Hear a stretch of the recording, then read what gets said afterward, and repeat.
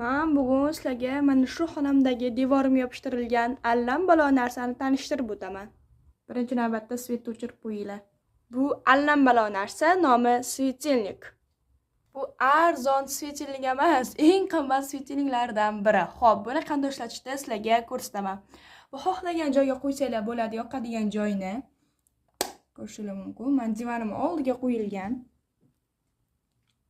Dahshat, juda ham chiroyli turadi. Hozir ozgina quyosh borligi uchun uncha yorug' qilmagan. Lekin aynan kechasi juda ham yorug' qiladi, lekin ko'zingizga umuman tushmaydi. Yorug'da faqat mana shu tilla joyi va qora joyi ko'rinadi. Bu joy ko'rinmaydi, lekin kechasi juda ham ajoyib turadi. Bu bizani deyarli hamma yotadigan xonalarimizda bor. Hozir ikkinchisini ko'rsataman. Ikkinchisini dizayni xuddi shunaqa qilingan. Bu ham juda ham asal va go'zal turadi. Chiroyliga esa gap yo'q. Sizlarda xuddi shunaqa svetilnik bormi yo yo'qmi? Kommentariyada yozib qoldiringlar.